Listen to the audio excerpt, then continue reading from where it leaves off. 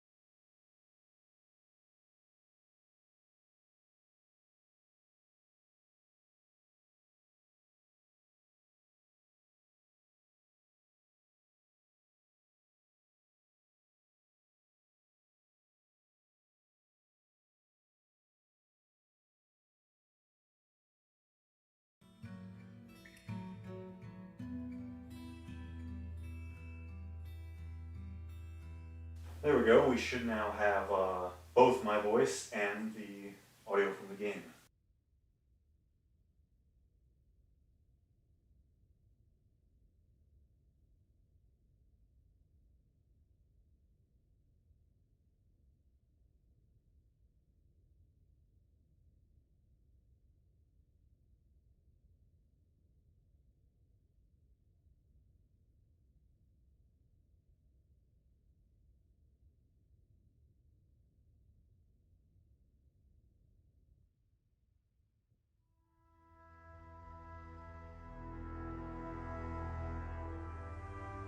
We already missed a song, so I want to make sure we get some music in this live stream. The soundtrack for Dwarf Fortress is really worth it.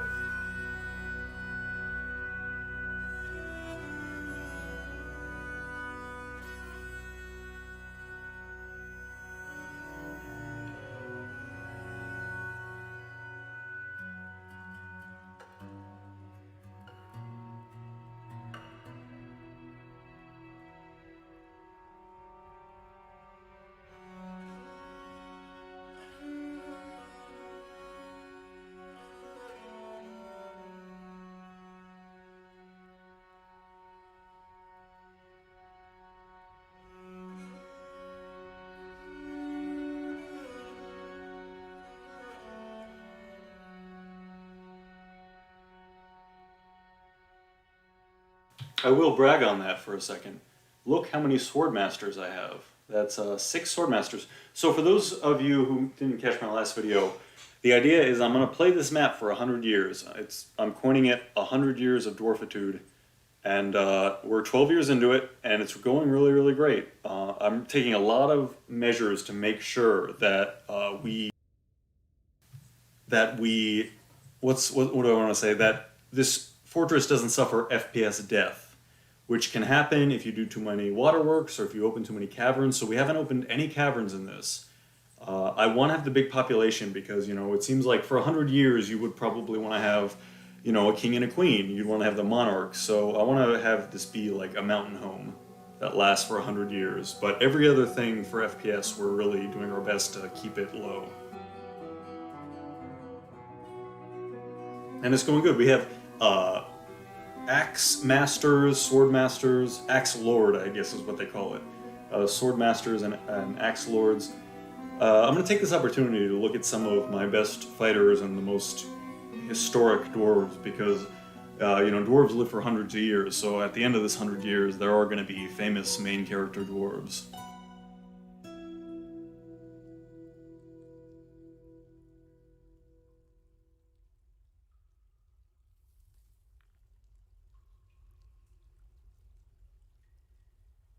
Oh, and I haven't shown off my skywalk yet. I've been working on this in secret. So we are 30 levels above the surface of the Earth. As you can see, bedrooms, tables, amenities, all this way up high. And it actually even goes higher into the stratosphere. I finally realized that nothing collapses, even if you enable collapsing. I think the wiki taught me best, and it said that you can put like, what did it say? You can build an entire sky fortress on a bar of soap, and that inspired me. If you look right here, actually, right here, are my, if I need to kill any nobles, I'm just going to put them here in a burrow, and then detach this, and they're going to fall all the way down, and that should solve any pesky noble problem. But yeah, we are doing Skywalk big time. We're doing the opposite of Dwarven normal stuff. We're just going straight into the sky. Humans are here.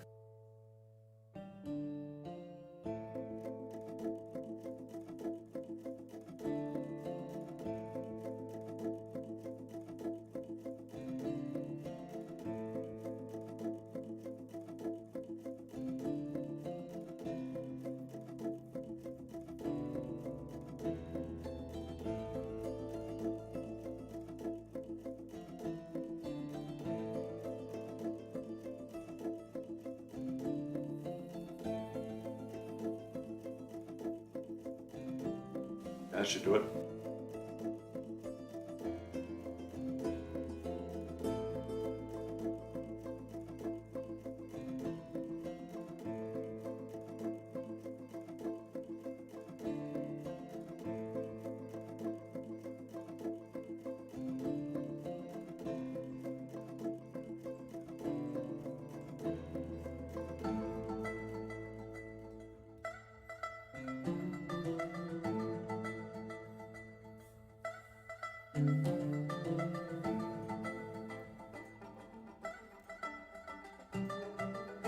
$200% for slug. Alright, I'll do it.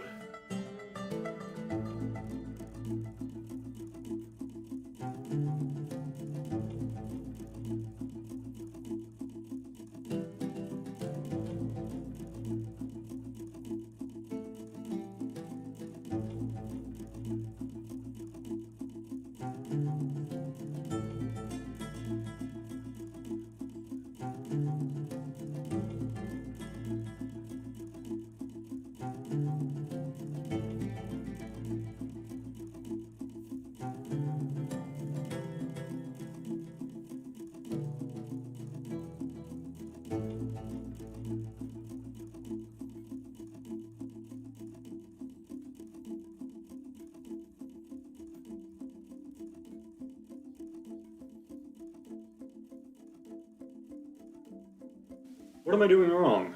Because somebody should be showing up to trade.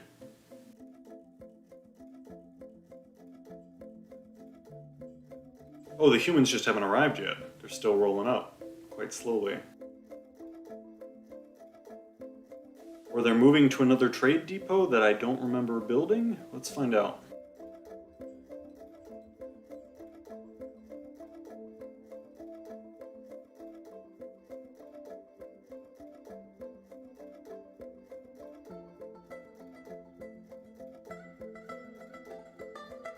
It's going to be embarrassing if we moved everything to the wrong trade depot, but luckily we're using fast Dwarf, so it doesn't really matter.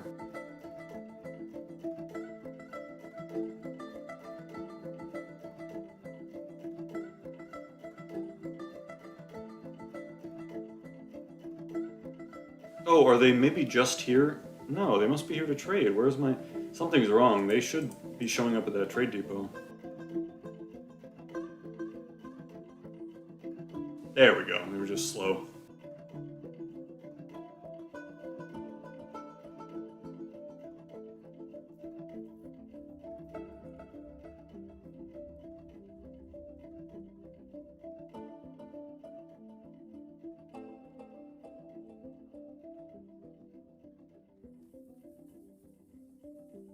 Just buying everything at this point. We're quite wealthy.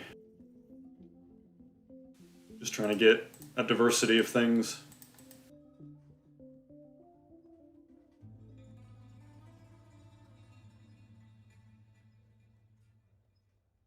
And it's really not fair with Fast Dwarf. You end up exceedingly wealthy pretty early on. Let's see if we get away with it. Nope, not quite. Alright, that's fine. Goodbye.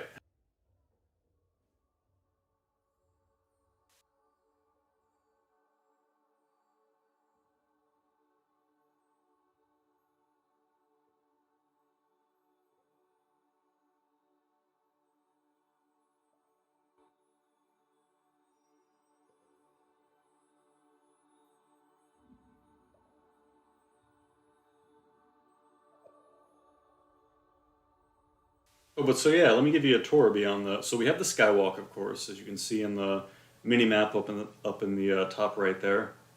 Big old skywalk, crazy structure that would just never exist in real life. And then for the fort proper, a little bit of a light aquifer, but that is perfect because it just makes a little bit of mist for the waterfalls. And we get a few little garden plots naturally occurring, you know, mud spots that we can use to farm. And like I said, so the plan is to run this fortress for over 100 years, and so we are not breaching any caverns. We are not. Oh, this is one of the main nexuses of this map, as you can see here. But yeah, so we're not doing anything that would hurt FPS, and we're gonna try and stay focused. We're gonna stay focused and play this for 100 years, and it already is kind of paying dividends because you know you get to know certain dwarves, and you really.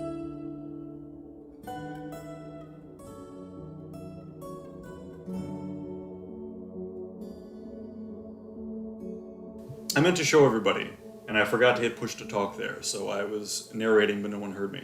But so many legendary artifacts just from this one place because we've played it for 12 years and we've been cheating a little bit with DF Hack, but two legendary beds right there, two legendary beds, two legendary caskets, all kinds of crazy stuff, legendary weapons, some named objects. We have some books here. I checked them out. None of them are very good, but it's a thriving society.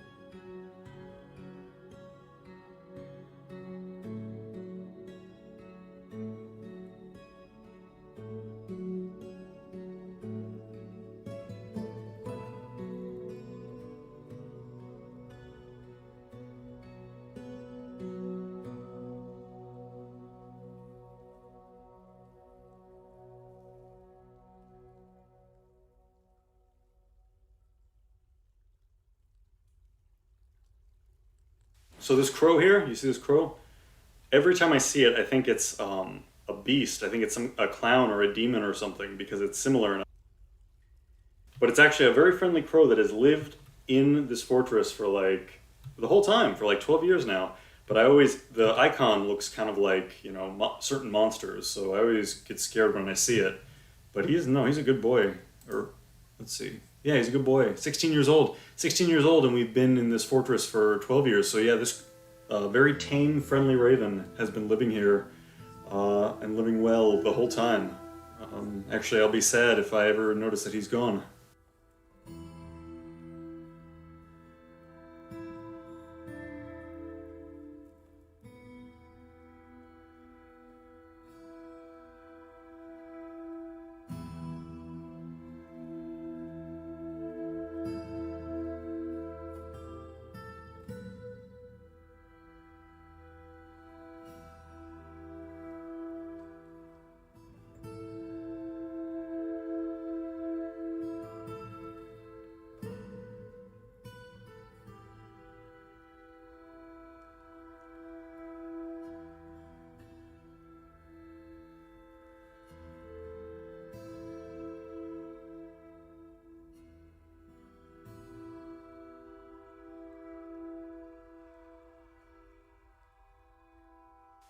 Abdu Basit says, I think they live to reach 100 in real life. Is that right? Ravens? That's awesome. That means it'll be here for the entire experiment. I hope it stays for the entire 100 years.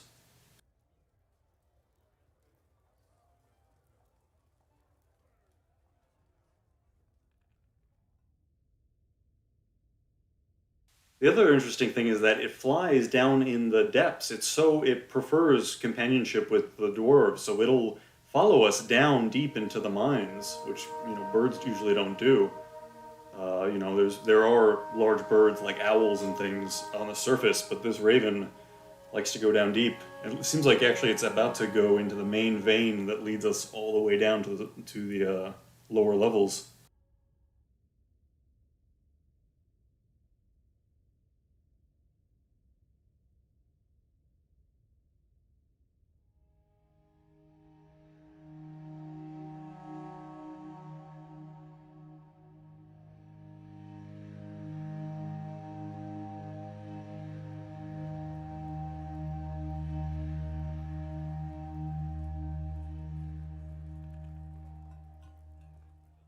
This is perfect, actually. While my dwarves work, the raven has given you a perfect tour. Where are we? Elevation negative 44. I think we go down to about negative 76, so if it doesn't continue down there, I'll take you down there myself.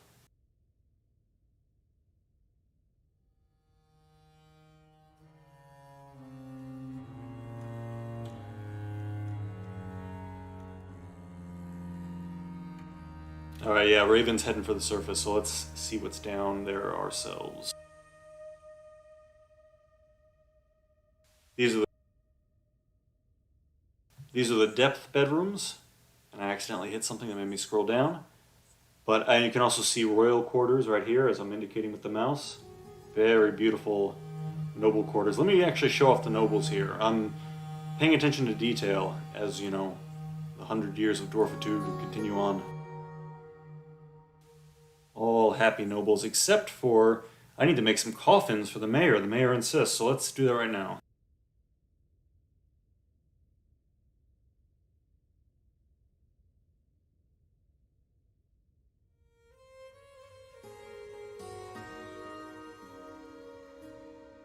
I don't remember what I can make coffins out of. And coffins as opposed to caskets, which are made out of wood, of course.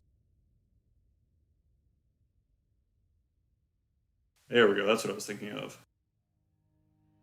And there's very little death because, again, I'm cheating. All my dwarves have perfect happiness, as you can see. If they get injured in combat, the reason I have so many sword masters and axe lords is because I send them screaming into battle, and then when they get grievously wounded, I use DF hack here to just heal them completely. So it's kind of like a Valhalla situation where they're rushing into combat and they're getting mortally wounded, but then they just recover from it and they try again, and so they're very, very good at battle.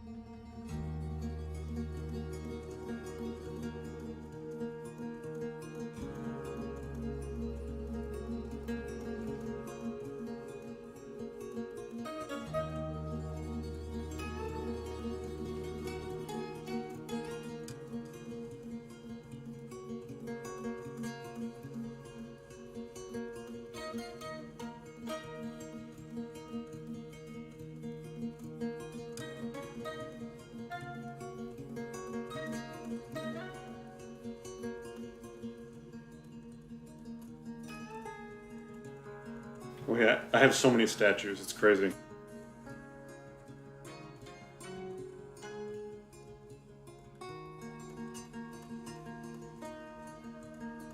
There, have a temple for free.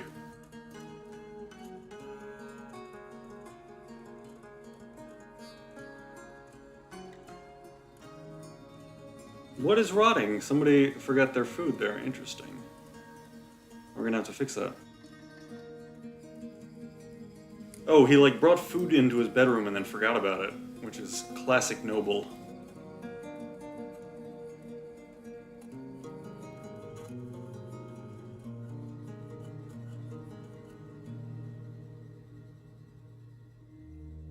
I think that'll clear it up.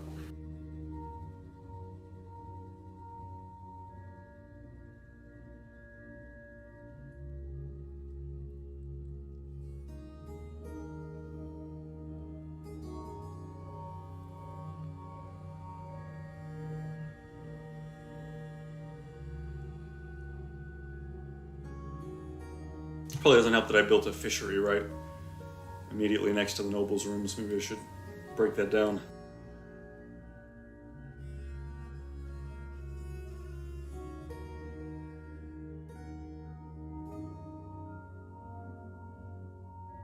So one thing about this is that I definitely am save scumming anytime that I probe into the earth, because if I hit a cave, I can't save it. So if you see me saving a lot while digging, that's why. It's for FPS reasons. I can't, if I discover anything, I have to save scum it.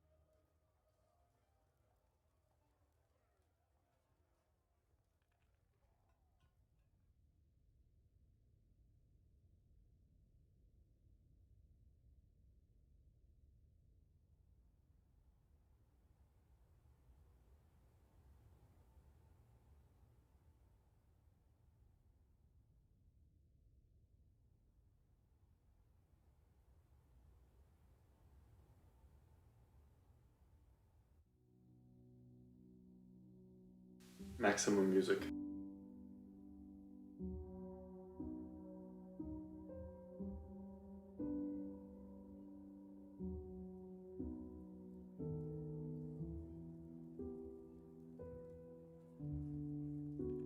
Oh, I know what I'll do. Let me turn enemies back on. So I've had enemies on this map. I've had them on normal, off, and hard. And my dwarves are definitely ready. So let's turn off Fast Dwarf, take our time, and also turn on hard enemies, and then maybe we can get a battle before I log off.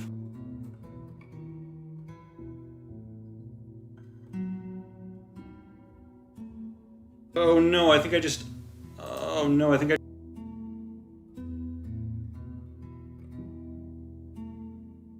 Let me very quickly fix that again.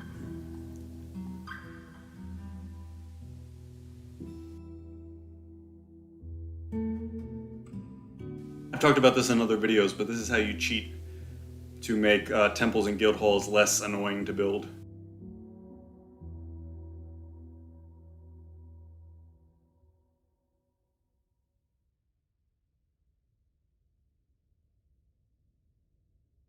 Ooh, okay, so that was a misclick, but let me do enemies hard, and then hopefully custom settings for the rest. Yeah. Let me just make sure my guild halls are still set low. I just don't like setting up guild halls. So, although it doesn't really matter if I'm already hacking the happiness, but yeah. So, we're good. And now hard enemies are on, so we'll see what happens. We're very wealthy, so hope, probably some goblins soon, you would think.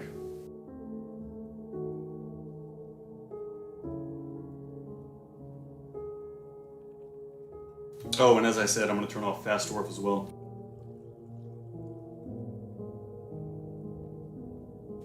We're going to see what happens. I will try to stay on until we get attacked. There is a new episode of Barry coming on pretty soon tonight, so I might hop off to see about that. But I'm going to try to get you all a Goblin Siege just to show you what my Sword Masters and my Axe Lords can do.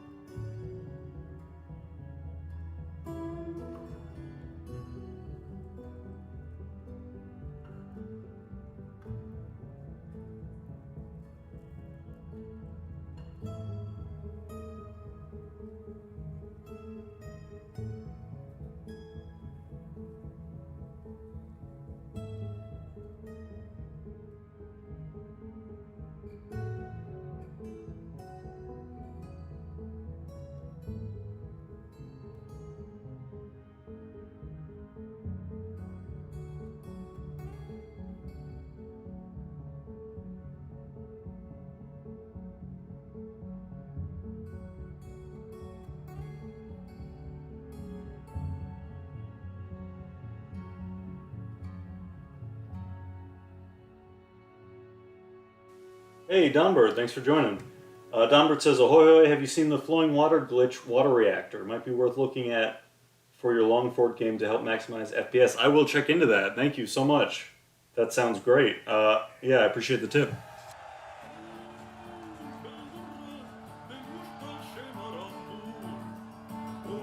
Oh, we're just in time. This is the best solo in Dwarf Fortress, the best guitar solo.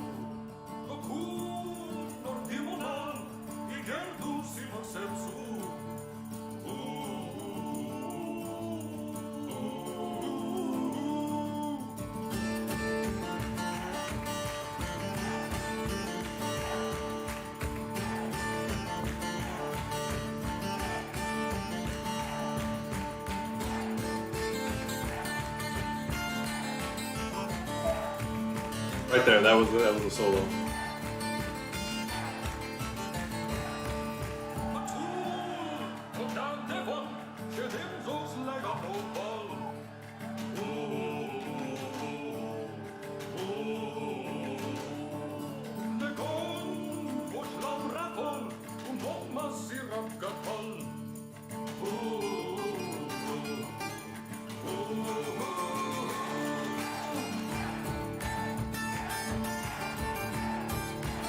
Following the Raven again. It's been good luck to follow the tame Raven.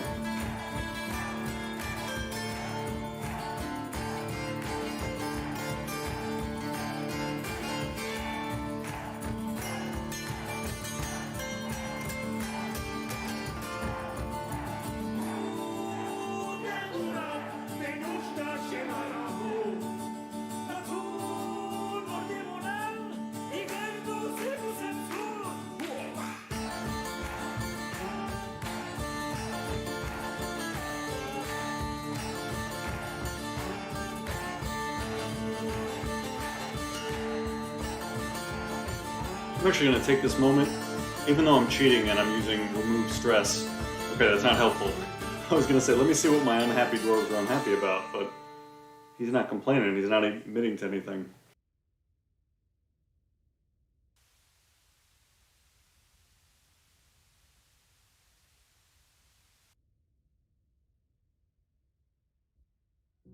This one didn't feel anything. I think I've already just brainwashed him enough. I guess I just have to keep doing it. Remove stress all good.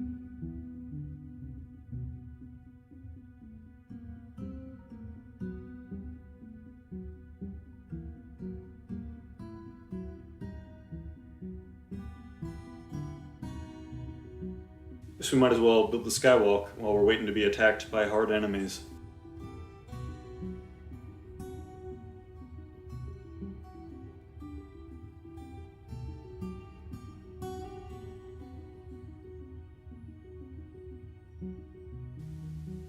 If I blot out the sun, are the plants going to stop growing? This will be an interesting experiment, I guess. Hopefully the sun can still get in from angles over my giant skywalk.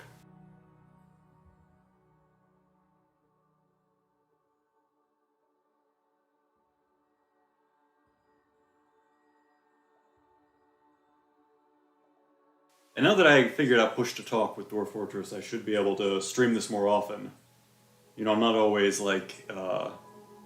ready to completely live stream, but this is good. I can just kind of play Dwarf Fortress and check in when I want to say something.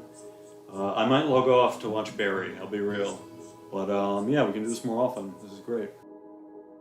And I owe everybody a big goblin siege. I actually have footage. The goblins have been attacking like 60 strong. We're incredibly wealthy from all the cheating we did earlier, so the goblins are hitting us hard. We are not allowed to attack the elves in this area or the humans in this area because that will cause a dwarven civil war. We've learned that the hard way, and we fixed it using DF hack. You can check that out in my Civil War video. But yeah, no, goblins and titans have been hitting us hard when we have hard enemies on. And hopefully, if we get one in the next few minutes, I'll still play through it and save it that way, just to do it live. Dumber confirms plants will keep growing, which, yeah, that makes sense. I know that there's a little bit of, it'll detect sunlight. It'll detect sunlight passing down it can tell where the sun is hitting the surface, but yeah, it won't detect structures that are, you know, above and might somehow confound the light calculation. I was saying earlier in the stream, I was learning about how actually relatively simplistic the collapse rules actually are. I was always intimidated by you know, I was always afraid that things would collapse, but now I've built this insane skywalk, and I realized that, as the wiki recommended, you can build a whole fortress on a bar of soap, which is pretty cool, in my opinion.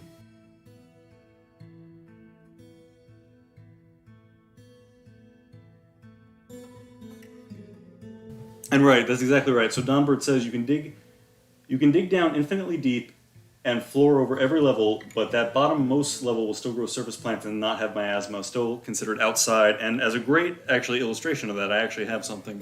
So I have kind of a scar that I've carved into the earth. Let me see if I can find it. Right here, right where my mouse is. You can see, so this was me just kind of, I'm not even sure why I did it. It's an abandoned project, but you can see the grass all the way down to elevation 16. And then nowhere else is that true, because nowhere else is directly exposed to the sunlight like that. But you can see as you go straight up that it is.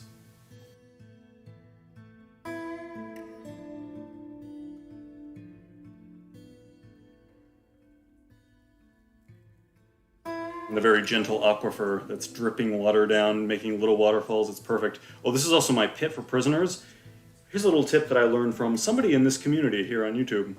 So this is lead floor, and so when things fall, when they make a collision after falling, the hardness, or the density rather, of the floor actually does affect the impact. So prisoners, goblins that have been captured, they fall, let's see how many Z levels. So 1, 2, 3, 4, 5, 6, 7, 8, 9, 10, 11, and then hit a lead floor, which is specifically especially fatal, and then cage traps if they survive. That's how we process cage things. You know, that's the Dwarven way, at least when I run it.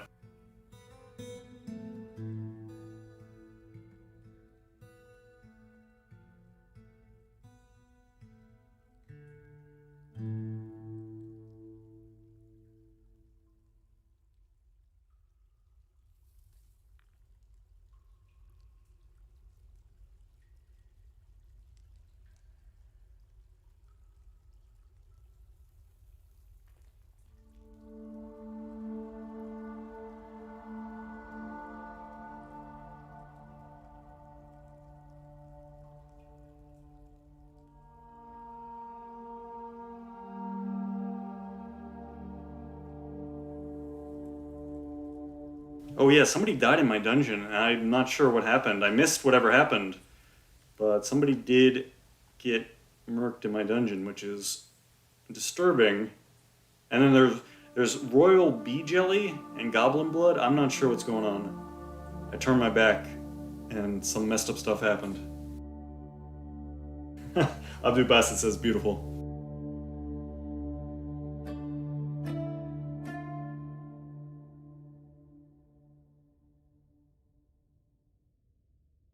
And just outside, for maximum irony, my jailers, the dungeon masters, lavish quarters are right outside.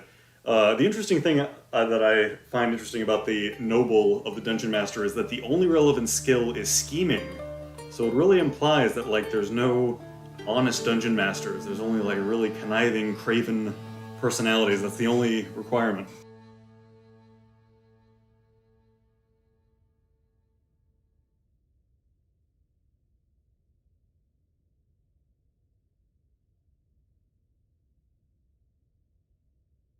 Like, let's have a look at him. Let's find Logum, which is apparently his name. Let's find... And he's probably practiced now. He's been the dungeon master for a while. So before I realized how to fix the Civil War bug, I actually retired and unretired this. So he's been the dungeon master since before that. Let's see what his skills are now. Legendary Stonecutter, that's interesting. Proficient Negotiator, Proficient Judge of Intent, Skilled Persuader, Skilled Intimidator. Where is his... Maybe he's not that good. He doesn't have scheming at all. Hey, this guy... He's not scheming at all. He somehow schemed me into this role even though he's not that good at it. That's interesting. Maybe I just picked him randomly. Or maybe, I don't... Who knows? He is one of my master swords, Dwarf. I don't know. This is what happens when you play the same map for 100 years, but you're constantly using DF hack to cheat.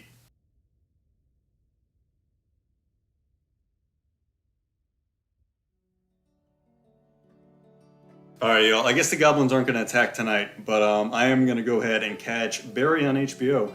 And then, but I'll be back. Now that I've figured out this push-to-talk thing, I'll be streaming, live streaming this map more often as we make our way towards 100 years of Dwarfitude.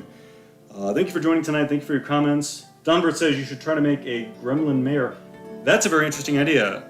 How would I do that? I'm going to stay online just to find out how to do that. And then I'm going to start seeing about signing off. I do want to know. Donbert says it's a similar funny skill mechanic.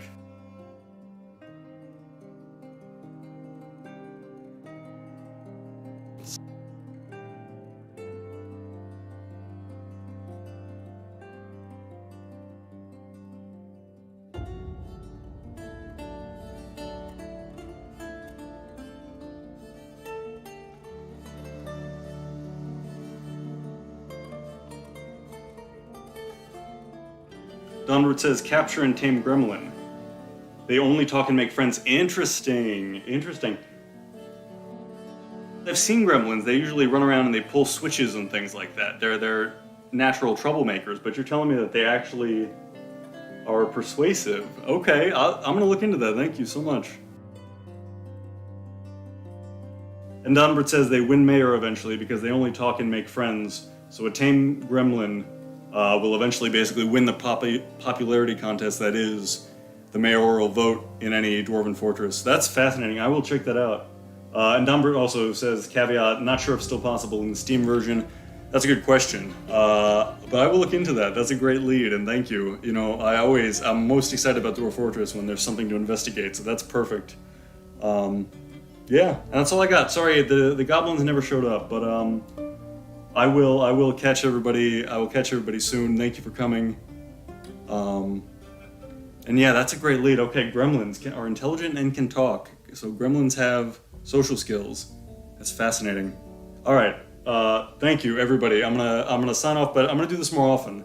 From now on, anytime that I have enough quiet that I can live stream this, I'll play it live. Why not? It's a little more fun with people in the chat. So thanks, everybody, and I'll catch you next time.